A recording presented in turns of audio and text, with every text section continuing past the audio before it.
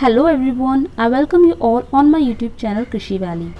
Today's video I will discuss the most important questions related to the general agriculture in the form of MCQs or quiz. The questions which we cover here are very important and helpful to you to crack the competitive exams like ICR, JRF, IBPS, AFO, AAO and any other sort of exams which are related to agriculture. So let's get started. The first question is, zebralin is an important plant growth hormone is first time isolated from which microorganisms?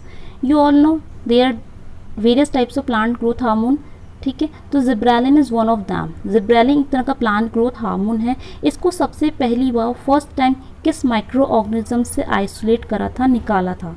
ठीक है, तो जिब्रालिन को किस micro organism से isolate करा है? Options are bacteria, fungus, viruses, both 1 and 2, and here correct answer is option 2, that is fungus. तो जो जिब्रालिन है, जिब्रालिन एक प्लांट हार्मोन है, इसको आइसोलेट करा था सबसे पहले एक फंगस के थ्रू. फंगस से इसको निकाला गया था, आइसोलेट करा था. अब फंगस के बारे में हमको थोड़ा डिटेल यहाँ पे देख लेना होगा कि फंगस का नाम क्या है. तो जिब्रालिन जिस फंगस से हमने आइसोलेट करा था उस फंगस का नाम है जिब्रालिया फूजिकोरिया.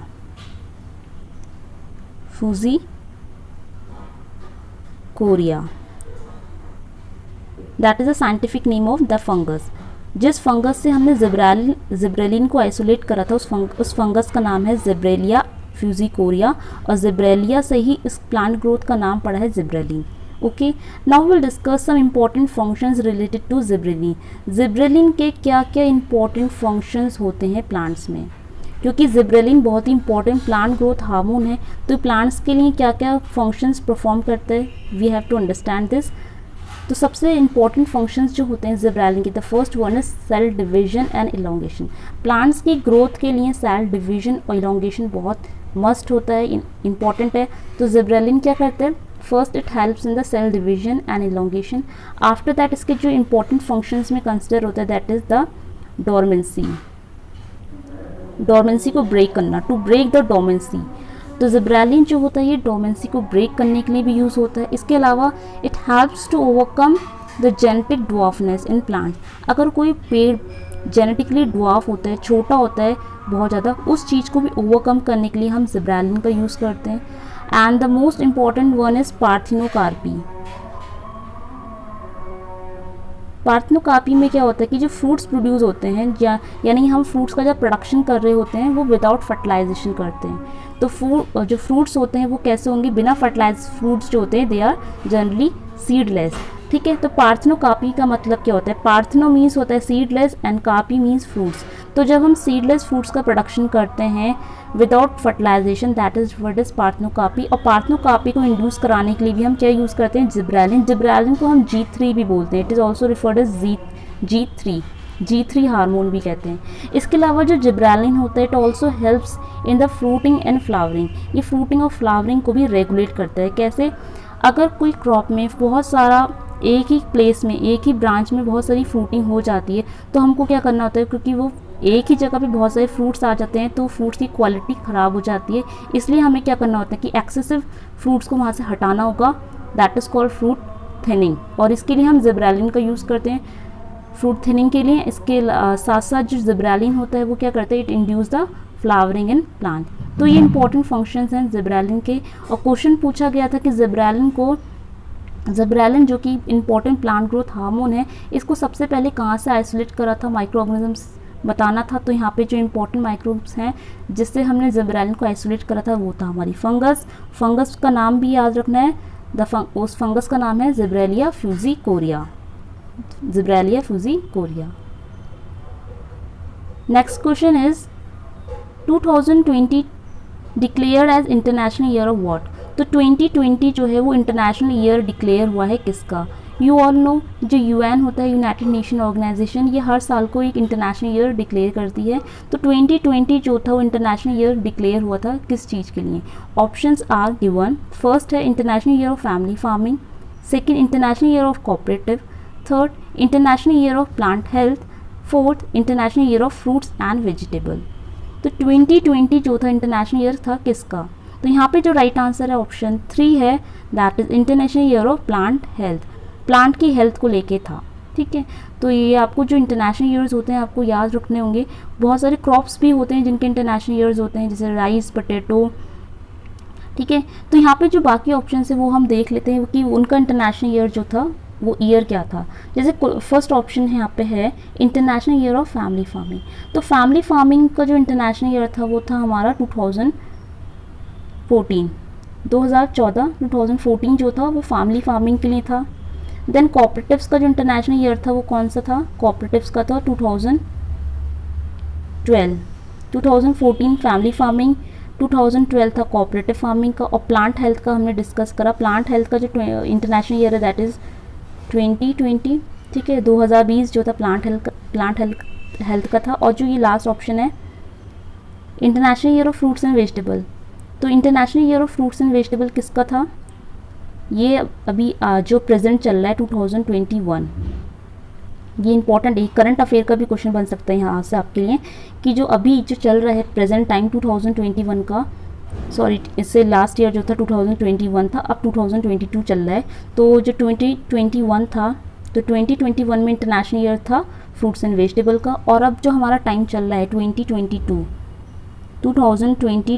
जो प्रेजेंट में चल रहा है वो किसका इंटरनेशनल ईयर है, ये है हमारा international year of artisan fisheries and aquaculture. ठीक है, 2022 जो है इंटरनेशनल ईयर है किसका, आर्टिसनल फिशरीज एंड एक्वाकल्चर। ये इंपॉर्टेंट है। ठीक है, प्रेजेंट जो 2022 है it is the international year of artisanal fisheries and aquaculture. और क्वेश्चन में पूछा था 2020 किसका इंटरनेशनल ईयर है, तो 2020 is the international year of plant health. Next question is what is the tag colour of certified seeds. Important question है, certified seeds का tag colour क्या होता है। Options are given, golden yellow, white, purple and blue. तो certified seeds का पूछा गया है। यहाँ पे डिफरेंट टाइप्स के सीड्स होते हैं, जैसे ब्रीडर सीड्स होते हैं, certified seeds, foundation seed, registered seeds. तो उनके डिफरेंट टैग्स के कलर होते हैं। तो यहाँ पे क्वेश्चन में पूछा गया है सर्टिफाइड सीड्स का जो टैग कलर है वो क्या होता है। तो सर्टिफाइड सीड्स का टैग कलर होता है ब्लू, यानी option 4 is correct. Blue colour जो होता है सर्टिफाइड सीड्स का होता है। बाकी जो है जैसे फर्स्ट ऑप्शन है गोल्डन येलो, तो गोल्डन येलो किसका होता है, जनरली जो ब्रीडर सीड्स होते हैं या फिर जो न्यूक्लियर सीड्स होते हैं उनका होता है। वाइट टैग कलर किसका होता है, फाउंडेशन सीड्स का होता है, फाउंडेशन सीड्स। और पर्पल जो होता है ये होता है हमारा रजिस्टर्ड सीड्स, रजिस्टर्ड सीड्स का होता है पर्पल। और ब्लू कलर किसका होता है, सर्टिफाइड सीड्स का होता है। ये जो हमारे सीड होते हैं अलग अलग टाइप्स के, इनका जो टैग कलर होता है ये बहुत इंपॉर्टेंट होता है। टैग कलर से मोस्ट ऑफ द चांसेस होते हैं क्वेश्चंस आने के। इसके अलावा एक होता है टैग का साइज़। एक तो हमारा हो गया टैग कलर, दूसरी चीज़ यहाँ पे टैग्स का साइज़ भी होता है। टैग का साइज़ से जनरली क्वेश्चंस नहीं आते हैं, बट हमें पता होना चाहिए कि किस टैग का साइज़ कितना होता है। तो जो टैग साइज़ होता है उसमें सबसे कम जो साइज़ होता है वो हमारे होते हैं ब्रीडर या न्यूक्लियर सीड्स का। ब्रीडर और न्यूक्लियर सीड्स का जो टैग साइज़ होता है वो सबसे कम होता है, दैट इज़ 12/6 सेंटीमीटर। ठीक है, 12x6 सेंटीमीटर साइज़ जो होता है वो ब्रीडर सीड्स का होता है, ये ब्रीडर या न्यूक्लियर सीड्स कह लो। और उनका कलर कैसा होता है, गोल्डन येलो होता है। उसके बाद में जितने भी सीड के टैग्स होते हैं उनका साइज़ ऑलमोस्ट सेम होता है, दैट इज़ बड़े होते हैं 15/7.5 सेंटीमीटर। ठीक है, तो अगर कलर पूछा जाए तो कलर में क्या होता है, गोल्डन येलो होता है ब्रीडर का, वाइट होता है फाउंडेशन का, पर्पल होता है रजिस्टर सीड्स का, ब्लू होता है सर्टिफाइड सीड्स का। लेकिन अगर साइज़ पूछा जाता है कि टैग्स का साइज़ कैसा होता है, तो सबसे छोटा साइज़ जो होता है वो ब्रीडर सीड्स का होता है, जो कि होता है 12/6 सेंटीमीटर। और बाकी जितने भी सीड्स हैं हमारे फाउंडेशन, रजिस्टर्ड, सर्टिफाइड, इन सब का जो टैग साइज़ होते हैं वो सेम होता है, that is 15/7.5 centimetre. Next question, which of the following is known as zero tilt और नो टिल्ट हर्बिसाइड। तो यू ऑल नो हम एक ज़ीरो टिलेज करते हैं, ठीक है। ज़ीरो टिलेज में हम क्या करते हैं, जो भी क्रॉप रेसिड्यूज़ होते हैं उन सबको बहुत ही कम डिस्टर्ब करते हैं, लेस डिस्टर्ब करते हैं, that is referred as zero tillage. अब ज़ीरो टिलेज के टाइम पे हम कौन कौन से फर्टिलाइजर्स हर्बिसाइड है वो अप्लाई करते हैं। तो ज़ीरो टिलेज के दौरान जो हर्बिसाइड्स हम अप्लाई करते हैं they are referred as zero tilt या फिर नो टिल्ट हर्बिसाइड। तो ऑप्शंस में से बताना है कि कौन सा हर्बिसाइड है जो कि ज़ीरो टिलेज के टाइम पे यूज़ हो सकता है। Options are glyphosate, diquat, paraquat, all of the above. And here correct answer is option 4 that is all the above. यानी तीनों ही आंसर्स जो हैं ये करेक्ट हैं, तीनों ऑप्शन करेक्ट हैं, ठीक है। और आप उसको शॉर्ट में याद भी रख सकते हो GDP की तरह। जैसा हम इकोनॉमिक्स में पढ़ते हैं GDP that is gross domestic product, actual में इसका फुल फॉर्म क्या होता है GDP। इकोनॉमिक्स में हम पढ़ते हैं ग्रॉस डोमेस्टिक प्रोडक्ट, लेकिन यहाँ पे हम इसको एक कोटेशन की तरह याद करने के लिए भी यूज़ कर सकते हैं। G stands for glyphosate, D stands for dicot and P stands for paraquat, ठीक है। तो GDP से आपको याद रखना है कि GDP हर्बिसाइड जो है वो ज़ीरो टिल्ट और नो टिल्ट हर्बिसाइड होते हैं। G मीन्स होता है ग्लाइफोसेट, D होता है diquat and P stands for paraquat. तो ये 3 होते हैं, इनके अलावा और कोई नहीं होता, तो आपको यही अच्छे से याद करना होगा, उसको अच्छे से रट लेना है कि तीनों के अलावा और कोई यूज़ नहीं होता। तो इसलिए आपको अच्छे से याद करना है कि ये 3 जो हैं ये ज़ीरो टिल्ट और नो टिल्ट हर्बिसाइड्स कहलाते हैं। इसके अलावा टिलेज में बहुत ही इंपॉर्टेंट जो दूसरे पॉइंट्स आपको याद रखने होंगे वो उनके जो फादर होते हैं, जैसे फादर ऑफ टिलेज किसको कहा जाता है। एक होता है, यहाँ पे 3 तरह के फादर्स के आपको नाम याद करने होंगे। सबसे पहला होता है हमारा tillage. Who is the father of tillage? अगर सिंपल आपसे पूछा गया who is the father of tillage, your answer will be जेथरो tool. जेथरो tool, तो जेथरो टूल को हम क्या बोलते हैं, फादर ऑफ टिलेज। सेकेंड यहाँ पे पूछ लिया जा सकता है father of zero tillage. Remember this, tillage और ज़ीरो टिलेज के फादर अलग हैं। टिलेज के फादर है पूछा गया है तो जेथरो टूल, लेकिन अगर पूछा गया ज़ीरो टिलेज के फादर कौन है, तो ज़ीरो टिलेज के फादर हैं हमारे ग्लुबलर बी ट्रिपलेट, ग्लुबलर बी ट्रिपलेट। और एक पॉइंट लास्ट है father of minimum tillage, minimum tillage. 3 तरह के फादर यहाँ से बन सकते हैं, एक होता है टिलेज के फादर, एक है मिनिमम टिलेज के फादर और ज़ीरो टिलेज। तो टिलेज के जेथरो टूल हो गए, ज़ीरो टिलेज के ग्लुबलर बी ट्रिपलेट हो गए। मिनिमम टिलेज के फादर कौन है? मिनिमम टिलेज के जो फादर हैं that is Edward Faulkner, Edward Faulkner, ठीक है। तो ये इंपॉर्टेंट है। आगे चलते हैं नेक्स्ट क्वेश्चन में। Next question is what is the scientific name of black mustard? Black mustard जो होता है उसका साइंटिफिक नेम क्या है?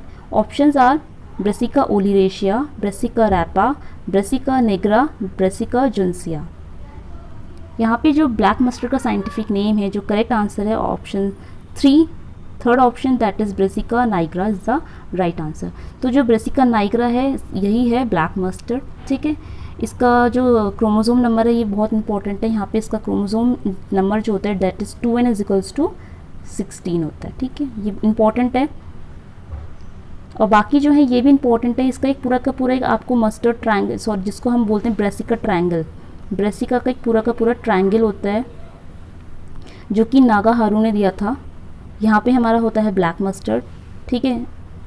मतलब यहाँ इसको हम अरेंज करते हैं, यहाँ पे डिफरेंट मस्टर्ड्स को अरेंज करते हैं। इसके ऊपर मैंने पूरी एक वीडियो बना रखी है जिसको आप ट्रिक के थ्रू याद कर सकते हैं इस पूरे ब्रेसिका ट्रायंगल को। तो अगर आपने वीडियो नहीं देखा है तो आप एक बार वो वीडियो देख लीजिए, वहाँ पे आपको ट्रिक से बताया गया है कि ब्रेसिका ट्रायंगल को कैसे याद रखना है और उनके क्रोमोसोम सबके अलग अलग होते हैं और उनको कैसे याद रखना है वो भी आपको बताया जाएगा। जैसे इसका निग्रा का तो 16 होता है, बट बाकी जो ये हमारे ओलिरेशिया, रैपा, जुन्सिया, इन सबके क्रोमोसोम्स अलग होते हैं, साइंटिफिक नेम डिफरेंट होते हैं। तो make sure you watch that video. Next question is which among the following is cross pollinated crop? इन दिए गए ऑप्शंस में से कौन से क्रॉप्स हैं जो कि क्रॉस पॉलिनेटेड क्रॉप्स में आते हैं? ऑप्शंस आर बरसीम, पर्मलेट, मेज, ऑल दी अबव। तो इनमें से कौन से क्रॉप्स हैं जिनमें से क्रॉस पॉलिनेशन होता है? Right answer will be option 4 that is all the above. यानी तीनों ही ऑप्शंस जो हैं क्रॉस पॉलिनेशन के अंदर आते हैं।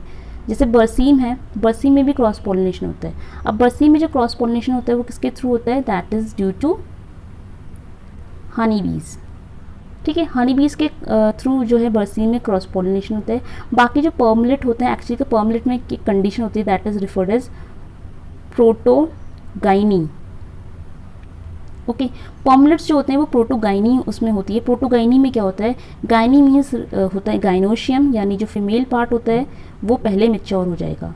तो फीमेल्स पार्ट जो होते हैं प्लांट्स के वो पहले मैच्योर होते हैं, that condition is referred as protogyny. Maize जो होता है उसमें होती है प्रोटोएंट्री। प्रोटोएंट्री, एंड्री मीन्स होता है एंड्रोशियम यानी मेल पार्ट, यानी मेज में क्या होता है कि मेल पार्ट्स जो होते हैं वो पहले मैच्योर हो जाएंगे, दैट इज रिफर्ड एज प्रोटोएंट्री। तो ये तीनों ही क्रॉप्स जो हैं हमारे बरसीम, पर्मलेट, मेज, ये तीनों ही हमारे कैसे क्रॉप्स हैं, क्रॉस पॉलिनेटेड क्रॉप्स में आते हैं। नेक्स्ट क्वेश्चन है, the weed Cichorium intybus seed sometime mix with which plantation crops. तो चिकोरियम इंटाइबस हमारा क्या है, एक वीड है। Weed you all know weed क्या होते हैं, these are all unwanted plants. Weeds जो होते हैं वो हमारे अनवांटेड प्लांट होते हैं which grow out of their place and out of their time and compete with our main crop. ये हमारी मेन क्रॉप्स के साथ क्या करते हैं, कंपटीशन क्रिएट कर देते हैं, जिसकी वजह से क्या होता है कि हमारी मेन क्रॉप्स की यील्ड रिड्यूस होने लगती है।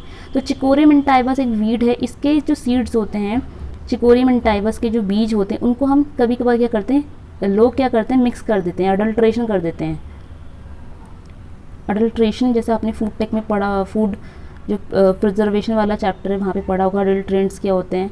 तो डिफरेंट अडल्ट्रेंट्स जो होते हैं, मिलावट जो हम करते हैं लोग, तो ऐसे ही क्या होता है, जो चिकोरियम इंटाइबस की जो वीड है इसके सीड्स को मिला दिया जाता है, बिकॉज इसके जो सीड्स हैं और दूसरे प्लांट के जो सीड्स हैं वो एकदम सेम होते हैं, अलाइक होते हैं, दैट इज़ वाई ये मिलावट हो जाती है। लेकिन ये जो होता है इतना ज़्यादा हार्मफुल नहीं होता, यानी अगर हम इसको मिला देते हैं उस क्रॉप के साथ, प्लांटेशन क्रॉप के साथ, तो ये इतना ज़्यादा हार्मफुल इफेक्ट क्रिएट नहीं करता है ह्यूमन बींग्स में। ठीक है, तो इतना ज़्यादा ये सीरियस इम्पैक्ट क्रिएट नहीं करता, तो उसका कुछ इम्पैक्ट ह्यूमन बॉडी में नहीं होता, तो इतना सीरियस नहीं है। तो वेल क्वेश्चन ये है कि चिकोरियम इंटाइबस के सीड्स को हम कौन से प्लांटेशन क्रॉप के संग मिलाते हैं। The options are tea, coffee, areca nut और ऑल द अबव। तो यहाँ पे जो ऑप्शन 4 है ऑल द अबव, ये यहाँ पे है ही नहीं, ये राइट आंसर नहीं है। तो आपको तीनों में से गैस लगाना है, टी, कॉफ़ी, एरिका नट में से क्या होगा। तो यहाँ पे जो राइट आंसर है that is option 2, coffee. Okay, Cichorium intybus जो वीड है इसके सीड्स को हम किसके संग मिलाते हैं, कॉफ़ी के संग इसकी मिलावट हो जाती है। अब कॉफ़ी के बारे में इंपॉर्टेंट फैक्ट क्या है वो आपको याद रखना है कि कॉफ़ी का साइंटिफिक नेम क्या है, कोफिया रोबस्टा। वैसे 2 तरह की कॉफ़ी होती है, कोफिया रोबस्टा, कोफिया अराबिका। इसके अलावा it is referred as king of beverage. ठीक है, ये जो है बेवरेज ड्रिंक्स होती हैं उनका किंग माना जाता है। कॉफ़ी जो है किंग ऑफ बेवरेज है। अब किंग ऑफ बेवरेज कॉफ़ी है तो क्वीन कौन है, who is queen of beverage. Question comes to your mind, who is queen of beverage. अगर किंग ऑफ बेवरेज हमारी है कॉफ़ी, तो क्वीन कौन है, क्वीन इज़ टी। जो टी है इंडिया में बहुत ज़्यादा पी जाती है, टी यानी चाय, वो हमारी कौन है, क्वीन ऑफ बेवरेज है। Move on next question. Next is which among the following gas is high in atmosphere. तो 4 यहाँ पे ऑप्शंस दिए हैं, argon, helium, neon, carbon dioxide. इन चारों गैसों में से हाई कौन है, इन चारों में से किसका प्रपोर्शन या किसका परसेंटेज एटमॉस्फेयर में हाई है। सो जो एक जनरल सबसे पहले हम समझ लेते हैं, जो हमारा एटमॉस्फेयर होता है, इन जनरल एटमॉस्फेयर में सबसे ज़्यादा पाई जाती है हमारी nitrogen gas, that is around 78%। सबसे ज़्यादा नाइट्रोजन होती है, उसके बाद हमारी आती है ऑक्सीजन। ऑक्सीजन का जो परसेंटेज है दैट इज़ अराउंड 20.9%। ओके, सबसे ज़्यादा फर्स्ट नंबर पे नाइट्रोजन, सेकंड नंबर पे ऑक्सीजन आती है, थर्ड नंबर पे कौन आता है, थर्ड नंबर पे आती है हमारी आर्गन। थर्ड नंबर पे आता है आर्गन गैस। आर्गन गैस के जो परसेंटेज होता है दैट इज़ 0.93%। ठीक है, highest nitrogen, second highest oxygen, after that third one is argon, और उसके बाद आते हैं हमारी carbon dioxide. That is carbon dioxide का जो परसेंटेज है 0.03% है। तो अब ये मैंने आपको डेटा बता दिया है, तो अब आपके लिए आंसर गैस करना इजी हो जाएगा। तो कौन सी गैस यहाँ पे हाई है अकॉर्डिंग टू दीज ऑप्शंस। वैसे तो नाइट्रोजन है लेकिन नाइट्रोजन ऑप्शन में नहीं है। ऑक्सीजन आती है, उसके बाद ऑक्सीजन भी ऑप्शन में नहीं है, तो बचा के यहाँ पे थर्ड आर्गन आता है। तो यहाँ पे ऑप्शन में दिया है आर्गन फर्स्ट नंबर पे, तो आर्गन यहाँ पे राइट आंसर होगा। तो इन ऑप्शंस के अकॉर्डिंग सबसे ज़्यादा हाई जो है गैस एटमॉस्फेयर में दैट इज़ आर्गन। ठीक है, तो अभी आपने देखा मोस्ट ऑफ द स्टूडेंट क्या करते हैं, कंफ्यूज हो जाते हैं between the argon and carbon dioxide. सब लोग सोचते हैं सबसे ज़्यादा नाइट्रोजन है, उसके बाद ऑक्सीजन है, उसके बाद सबसे ज़्यादा लोग सोचते हैं कार्बन डाइऑक्साइड है और आर्गन को पीछे कर देते हैं। ये सीरियल सबको याद रहता है लेकिन इट इज़ नॉट करेक्ट। ये जो आपको याद रखना है सिस्टमैटिक तरीके से, तो सबको नाइट्रोजन याद रखना होगा।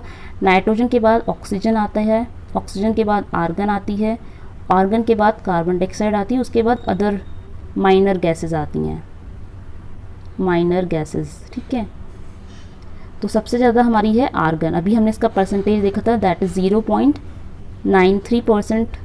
0.93% हमारी आर्गन होती है और कार्बन डाइऑक्साइड का परसेंटेज उससे भी कम है, 0.03% जो एटमॉस्फेयर में है कार्बन डाइऑक्साइड है।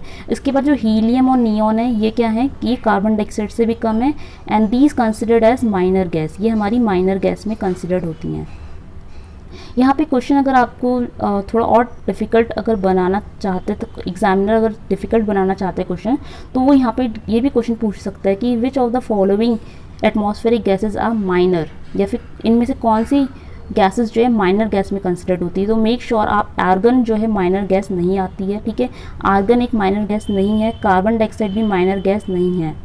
ठीक है, तो माइनर में कौन आता है हमारा, हीलियम माइनर हो जाता और नियॉन भी माइनर गैस में कंसिडर होता है। ठीक है, तो जैसे माइनर गैस के एग्जांपल्स क्या क्या हो गए, हीलियम और हाइड्रोजन गैस हो गई, नियॉन हो गई, क्रिप्टॉन, ठीक है, एक्सेट्रा। ये कुछ गैसेस हैं जो कि हमारी एटमॉस्फेयर के अंदर माइनर गैस के अंदर कंसिडर्ड होती हैं। But make sure nitrogen minor नहीं है, ऑक्सीजन माइनर नहीं है, आर्गन भी हमारी माइनर गैस में नहीं आती है, कार्बन डाइऑक्साइड माइनर गैस में नहीं आती है। कार्बन डाइऑक्साइड के बाद जो भी आता है वो हमारा माइनर गैस में आता है।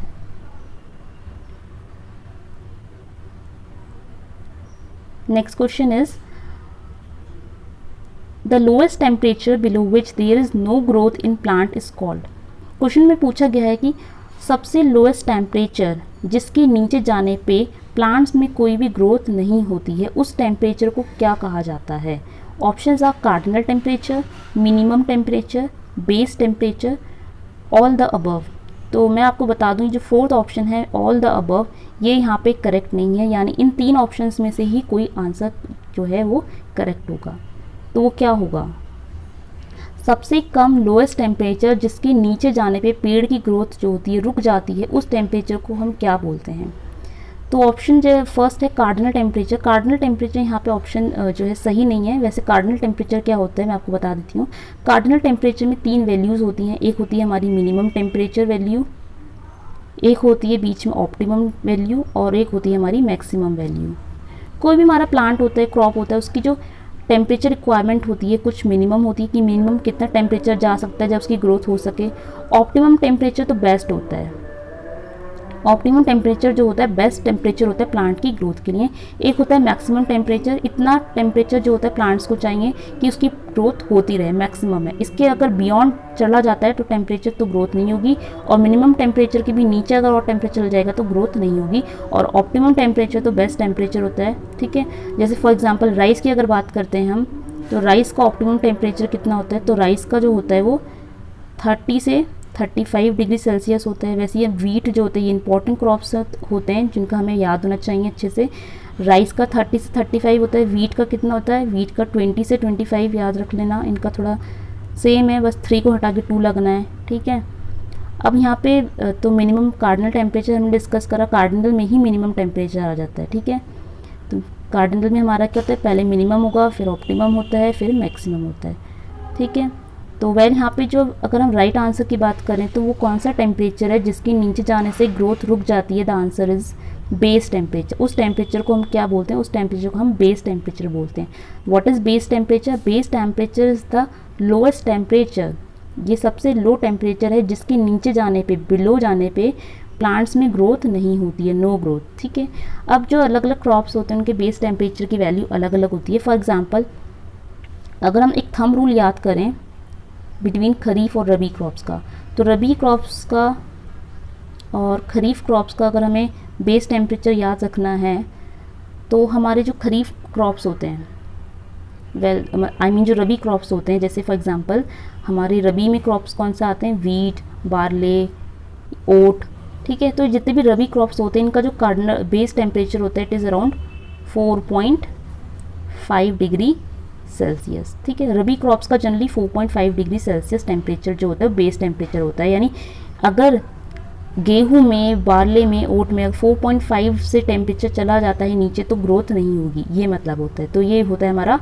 Base temperature. खरीफ की बात करें, खरीफ क्रॉप्स में हमारे कौन कौन आता है, राइस आता है, राइस, मेज़ और इम्पॉर्टेंट पल्सेस होती हैं अरहर, ठीक है। तो ये खरीफ क्रॉप्स होती हैं। खरीफ क्रॉप्स का जो बेस टेम्परेचर होता है वो जनरली होता है, ज़्यादा होता है 10 डिग्री सेल्सियस, ठीक है। खरीफ का बेस टेम्परेचर रबी से ज़्यादा होता है, ये भी ध्यान रखना है।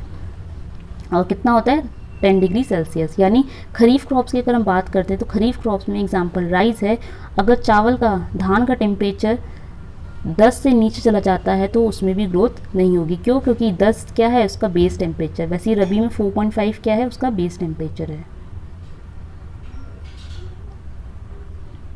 Next question is in which type of plants malic acid produce as the first stable product. तो आपको पता है 3 तरह के प्लांट्स होते हैं, C3, C4 and camp plants. तो इनमें से आपको बताना है कि इनमें से कौन सा प्लांट है जिसमें पहला स्टेबल प्रोडक्ट हमारा मैलिक एसिड बनता है। तो यहाँ पे 4th ऑप्शन जो है ऑल द अबव, ये इसका आंसर है ही नहीं, यानी इन 3 ऑप्शंस में से आपको आंसर गैस करना होगा। तो आपको क्या लगता है कि कौन से प्लांट्स होते हैं जिनमें सबसे पहला स्टेबल प्रोडक्ट मैलिक एसिड बनता है। जो C3 प्लांट्स होते हैं इन सबको हम C3, C4 इसलिए बोलते हैं क्योंकि इनमें जो पहला स्टेबल प्रोडक्ट बन रहा है उसमें कितने नंबर ऑफ कार्बन है, इसके हिसाब से यहाँ पे नंबरिंग है। तो C3 प्लांट्स में सबसे पहला जो कंपाउंड बनता है वो उसमें 3 कार्बन पाए जाते हैं और उसको बोलते हैं फॉस्फोग्लिसरिक एसिड। तीनों में एसिड बनते हैं, ठीक है। याद रखना तीनों प्लांट्स में ही सबसे पहले जो स्टेबल प्रोडक्ट तैयार होता है वो कोई ना कोई एसिड होता है। तो C3 प्लांट्स में 3 कार्बन का एसिड जो तैयार होता है दैट इज़ PGA शॉर्ट में बोलते हैं इसको, फॉस्फोग्लिसरिक एसिड। C4 प्लांट्स में जो पहला स्टेबल प्रोडक्ट तैयार होता है उसमें कार्बन होते हैं 4, और यहाँ पे जो होता है C4 प्लांट्स में वो तैयार होता है हमारा ऑक्सैलिक एसिड। याद रखना C4 में बनता है ऑक्सैलिक एसिड। तो यहाँ पे पूछा है मैलिक एसिड किसमें बनता है, तो यहाँ पे हमारा राइट आंसर हो जाएगा ऑप्शन 3 जो है कैम्प प्लांट्स, वो हमारा राइट आंसर होगा। कैम्प प्लांट्स में जो देखो कैम्प प्लांट्स में जो हमारा पहला स्टेबल प्रोडक्ट तैयार हुआ है उसका नाम है मैलिक एसिड। याद रखना मैलिक एसिड बनता है कैम्प प्लांट्स में। अब यहाँ पे अगर कार्बन नंबर पूछे जाए कितने कार्बन प्रेजेंट होते हैं मैलिक एसिड में, जैसे PGA बन रहा था, C3 में बना PGA जिसमें 3 कार्बन थे तभी इसको C3 बोला, C4 में बना ऑक्सैलिक एसिड में 4 कार्बन थे तभी हम उसको C4 बोलते हैं। अब मैलिक एसिड में, अब जो कैम्प प्लांट्स है उसमें मैलिक एसिड बनता है उसमें कितने नंबर ऑफ कार्बन होते हैं। तो कैम्प प्लांट्स में जो सबसे पहला स्टेबल प्रोडक्ट तैयार होता है वो होता है मैलिक एसिड जिसके अंदर कार्बन होते हैं 4, यहाँ पे भी 4 ही कार्बन होते हैं, ठीक है। अब कैम्प प्लांट्स को जो फुल फॉर्म है उसका वो भी आपको पता होना चाहिए कि कैम्प प्लांट्स में कैम्प का फुल फॉर्म क्या होता है। तो कैम्प प्लांट्स का फुल फॉर्म होता है कैसुलेशियन एसिड मेटाबॉलिज्म, ठीक है।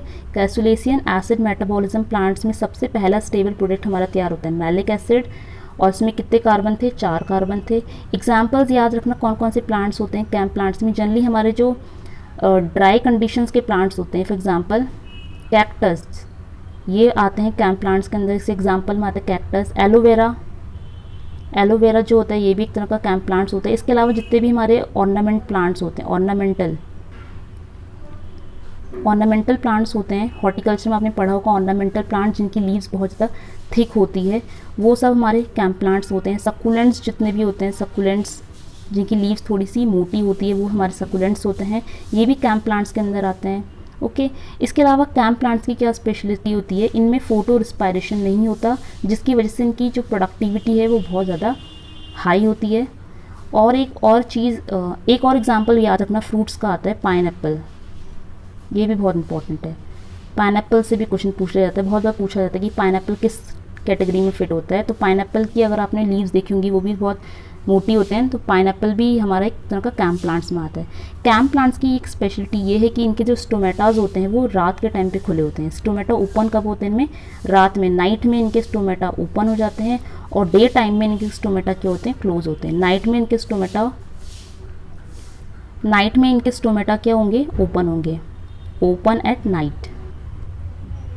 और डे टाइम में इनके स्टोमेटा क्या होते हैं? क्लोज हो जाएंगे, क्लोज एट डे टाइम। ठीक है, तो ये दिन में ही इतनी क्या करते हैं? दिन में ही क्या करते हैं? कार्बन डाइऑक्साइड को, अब जो भी इनको कार्बन डाइऑक्साइड लेनी होती है रात के टाइम ही कार्बन डाइऑक्साइड को यूज़ करते हैं। ठीक है, इन प्लांट्स में ऐसा सिस्टम होता है। और दूसरा फोटो रिस्पायरेशन, याद रखना, फोटो रिस्पायरेशन ऐसे प्लांट्स में नहीं होता। फोटो रिस्पायरेशन इनमें नहीं होता है। फोटो रिस्पायरेशन जो होता है C3 प्लांट्स में होता है, C4 में बहुत नेग्लिजिबल होता है और कैम्प प्लांट्स में तो होता ही नहीं है। ठीक है, so thank you guys for watching this complete video. Hope so ये वीडियोस में जितने भी क्वेश्चंस थे वो आपके लिए हेल्पफुल रहे होंगे और इनका जो एक्सप्लेनेशन करा है वो भी आपको अच्छे से एकदम क्रिस्टल क्लियरली समझ में आ गया होगा। Thank you for watching this complete video.